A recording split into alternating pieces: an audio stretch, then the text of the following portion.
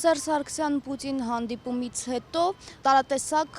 մեկնաբանություններ են հնչում։ Մի մասը նշում է, որ Սերժ Սարգսյանն ըստ էության Պուտինի հետ հանդիպումից հետո արված հայտարարությամբ փակեց հողեր հանձնելու թեման, իսկ մյուս մասն էլ նշում է, որ հողերը հանձնվելու են, արդեն իսկ նույնիսկ գործընթացներ են սկսված հանձնման ուղղությամբ։ Հանձնման այդ մեր հայ ժողովրդի պատմական ազատագրված հողերի մի մասի հանձնմանը վաղուց Քոչարյանա սերժական, բանդիտական, հակաազգային այս ռեժիմը վաղուց է մեզ սկսել տրամադրել։ Եթե հիշում եք, մի քիչ հետ գնանք Սերժ Սարգսյանը, հիշում եք, մի օր հայտարարեց, թե ձեզանից ով կարող է ասել, որ Աղդամը հայկական հող է։ Հետո հայտնաբերեցին, որ այնտեղ կա Տիգրանակերտ քաղաք։ Այսինքն, սրանք իրենց իշխանովարման բոլոր տարիներին մեզ հաշիշի նման դոզավորված, կաթիլ առ կաթիլ վարժեցրել են հողերի հանձնմանը, որ դրանք մերը չեն, դրանք ոչ թե ազատագրված են, այլ դրանք գրավյալ հողեր են եւ այլն։ Հիշեք, եւ QST բանը, եւ Մադրիդյան սկզբունքները, եւ Կազանյան, հիշեք այդ Մեղրիի պատմությունը, որը թվենք, շատ են դրանք։ Այսինքն, սրանք մեզ վարժեցնում են, որ հանձնվելու դեպքում մեծ աղմուկ առաջ չգա։ Սրանց համար հողը հայրենիք չէ։ Ասենք, հիշում եք այդ 800 հեկտարի պատմությունը։ Սկզբից Սերժ Սարգսյանը հայտարարեց, որ պատերազմի ժամանակ մենք հաղթել ենք։ Թուրքերն էլ այնտեղ են ուրախանում, քեֆանում, թե իրենք են հաղթել։ Հարց տվին ասին, ինչքան են գրավել, ով է հաղթել վերջապես։ Սկզբից հայտարարեց, որ ընդամենը 500 մետր հող են գրավել, 200 մետր հյուսիսից, 300 մետր հարավից։ Հետո Ժիրայր Սեֆիլյանը, քանի որ հրապարակեց քարտեզները, քարտեզագրված, հավանաբար Վարուժան Ավետիսյանը, քանի որ քարտեզների մասնագետ է, ինքը ճշգրիտ կազմեց, հրապարակեց, որ այ մարդ ինչ 500 մետր, 500 հեկտարից էլ ավել է ասի։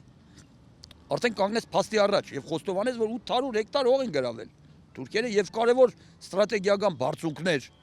Եվ հետագայում նաև ճշգրտվեց շատ հանգամանքներ, շատ վտանգավոր դավաճանական փաստերի հայտ եկան, որ այս պատերազմը նաև իմիտացիոն բնույթ է կրել։ Պայմանավորված բան է, պատերազմ է եղել, որ ուրեմն թուրքերը մտնեն, մերոնք լուրջ դիմադրություն ցույց չտան, գրավեն մի քանի շրջան, փաստի առաջ կանգնեցնեն Սերժ Սարգսյանն էլ կամ մի քանի գեներալի դադի տա, մի քանի գեներալի էլ այդ փչացած անուղեղ գեներալներից մի քանիսին գործից հանի շպրդի դուրս, հարցը փակվի վերջանա։ Բայց մեր երիտասարդները կարողացան խափանել դրանց ծրագրերը եւ թուրքերը այդքան մեծ քանակությամբ տարածքներ չկարողացան վերցնել։ Հիմա հող հանձնելը արյունով գրաված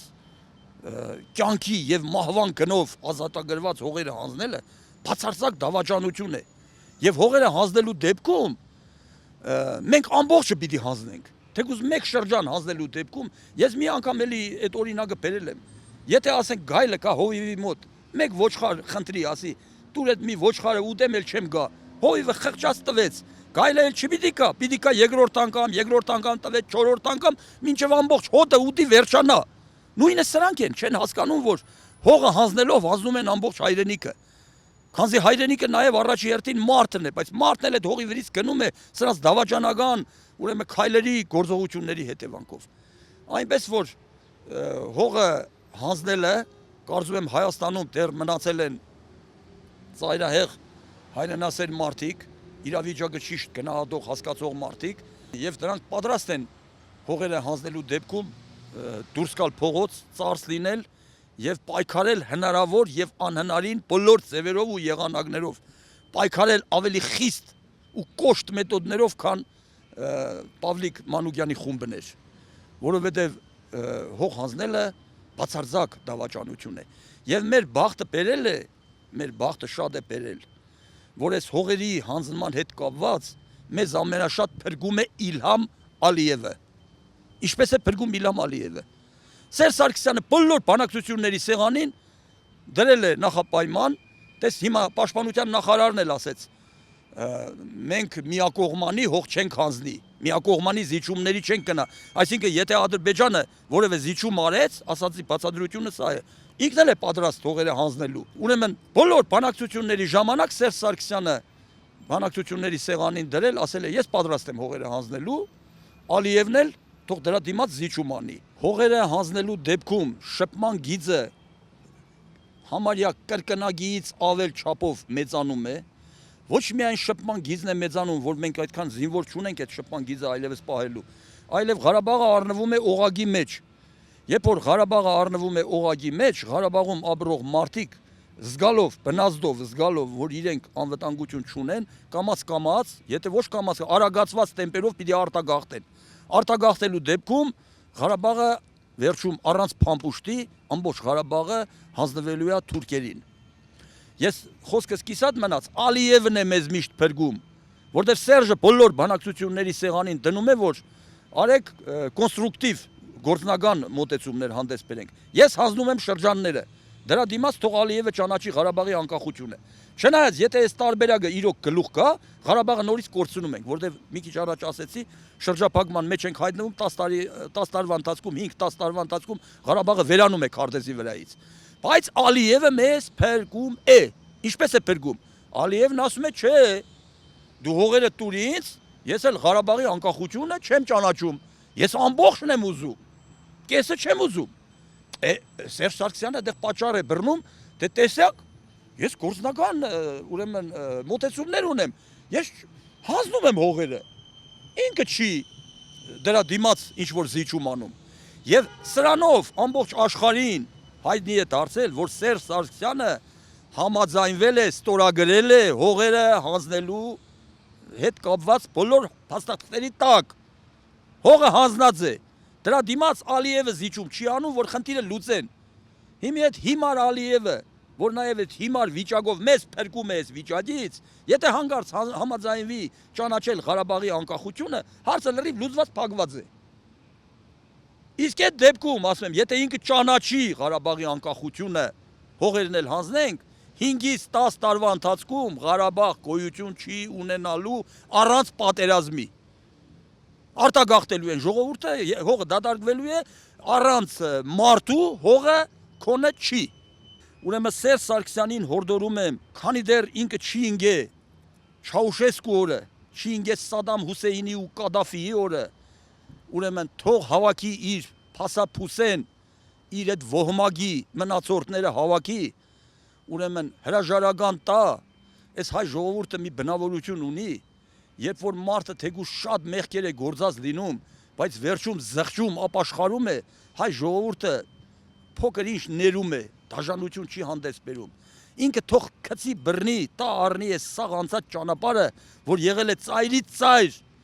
դավաճանություն հայ ժողովրդի նկատմամբ, ծայրից ծայր եղել է ողբերգություն հայ ազգի նկատմամբ, ծայրից ծայր եղել է կողոպուտ ու թալան հայ ժողովրդի նկատմամբ, արյան ու դիակների վրայով են եկել իշխանության։ Թող գոնե հիմա զգաստանա, կանգնի, հասկանա, որ ինքը էլ անելիք չունի։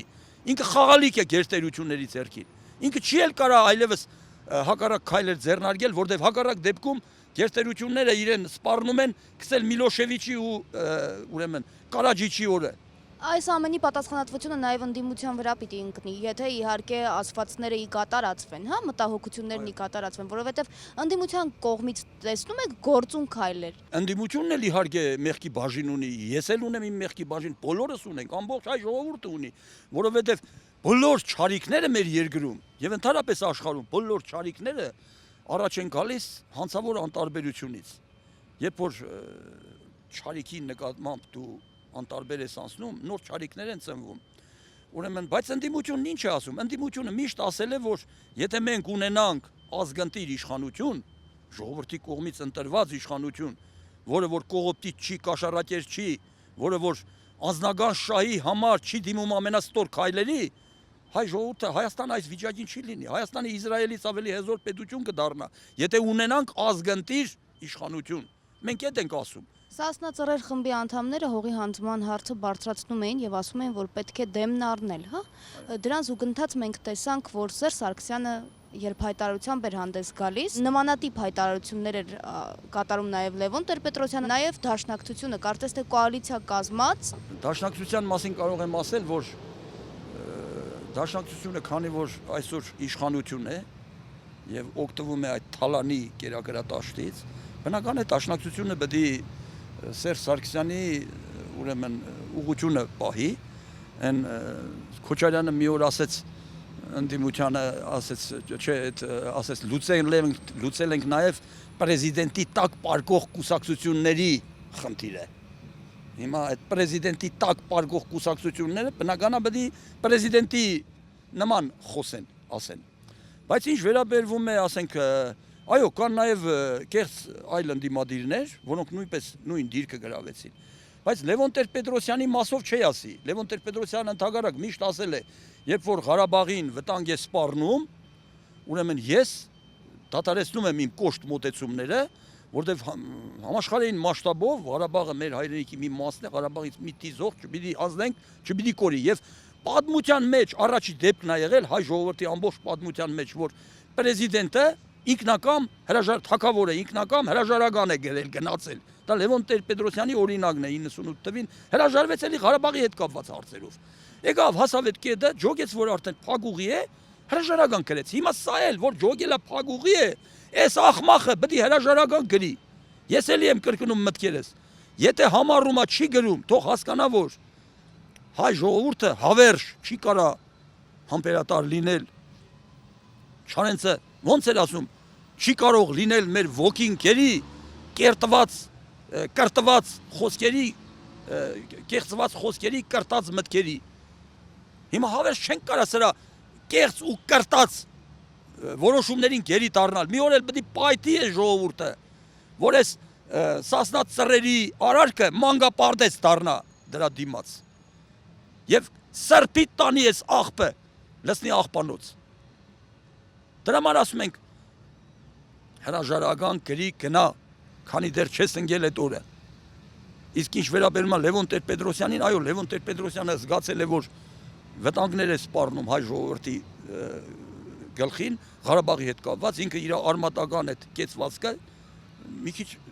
հետ է քաշել, որ լուծումները հանգիստ ստանան, որ չստացվի ներսում էլ իրար ենք մորթում։ Բայց խնդիրը Սերժը չի լուծում։ Իրեն հնարավորություն է տված, որ լուծի, չի լուծում այս մարդը։ Խապելով ժամանակ է շահում։ Սա մտածում է, թե այս երկիրը հավերժ կարելի է կառավարել խապելով, ժողովրդին հասցնելով բնազների անասնական մակարդակի, ժողովրդին զոմբիացնել, սարքել անասուն։ Բայց հայ ժողովուրդը անասուն չի եղել, չի լինի։ Անասունը իրենք են։ Սասնա ծռեր խմբի անդամները հատկապես երիտասարդներին համախմբվելու, պայքարելու կոչ են, հա, անում այս իրավիճակում։ Տեսնում ենք, որ կոչերին շատ հետևողներ չկան։ Անտարբերությունը չարիք է իհարկե։ Սասնա ծռերի, ուրեմն, բռնած գործը լուրջ առաջընթաց չբերեց, միայն մի պատճառով, որ իրենք չունեին, ուրեմն, այս չարիքի իշխանությունը փոխելու հանգուցալ լուծման հաջորդական ծրագիր, այսինքն մինչև վերջ գնալու ծրագիրը չկար, իրենք են դանկոյի նման սիրտը հանեցին, վառեցին, որ օրինակ դառնա, իբր թե կայծից բոց բռնկվի, բայց